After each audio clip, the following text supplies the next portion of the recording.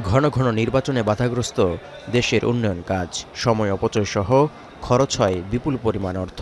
এই যুক্তিতে ২০১৯ সালে দ্বিতীয়বার ক্ষমতায় এসে এক দেশ এক ভোট বাস্তবায়নের পথে হাঁটতে শুরু করেন ভারতের প্রধানমন্ত্রী নরেন্দ্র মোদী। টানা তৃতীয়বার ক্ষমতায় এসে এটি কার্যকরে তোড়জোড় বেড়ে যায় কয়েক গুণ।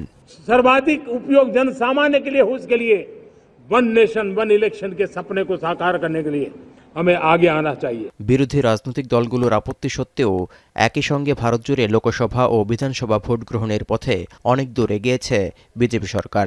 সেপ্টেম্বরে প্রস্তাবটি অনুমোদন পাওয়ার পর ১২ ডিসেম্বর এসে এই সংক্রান্ত বিলটি ভারতের কেন্দ্রীয় মন্ত্রিসভার বৈঠকে পাশ হয়। নরেন্দ্র মোদীর মন্ত্রিসভায় এক দেশ এক ভোট বিলটি পাশ হওয়ার পর চলমান শীতকালীন লোকসভা অধিবেশনেই বিলটি তুলে ধরার অপেক্ষায়। ১০০ দিনের মধ্যে পর্যায়ক্রমে লোকসভা, বিধানসভা, পৌরসভার মতো স্থানীয় নির্বাচন একই সঙ্গে হয়ে গেলে ভারতের উন্নয়ন অগ্রযাত্রার গতি বাড়বে দাবি করে পুরো প্রক্রিয়াটি এগিয়ে নিচ্ছেন সাবেক রাষ্ট্রপতি রামনাথ কোবিন্দ। এরই মধ্যে এই সংক্রান্ত বিলটি কেন্দ্রীয় মন্ত্রিসভায় পাশ হওয়ায় ক্ষোভ ঝাড়লেন পশ্চিমবঙ্গের মুখ্যমন্ত্রী মমতা বন্দ্যোপাধ্যায়।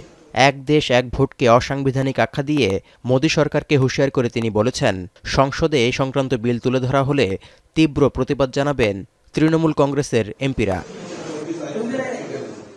একযোগে লোকসভা ও রাজ্য বিধানসভা নির্বাচনের জন্য সাংবিধানিক সংশোধনী এবং কমপক্ষে ৫০% রাজ্যের অনুমোদন প্রয়োজন, যা জোগাড়ে দেশব্যাপী ঐক্যমত গঠনে কাজ করছে কোবিন্দ নেতৃত্বাধীন সুপারিশ কমিটি।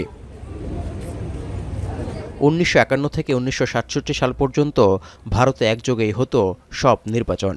তবে ১৯৬৮ এবং ১৯৬৯ সালে কয়েকটি বিধানসভা ভেঙে যাওয়ায় এবং ১৯৭০ সালে কয়েকটি লোকসভা ভেঙে দেওয়ার পর থেকেই আলাদাভাবে নির্বাচন হয়ে আসছে ভারতে।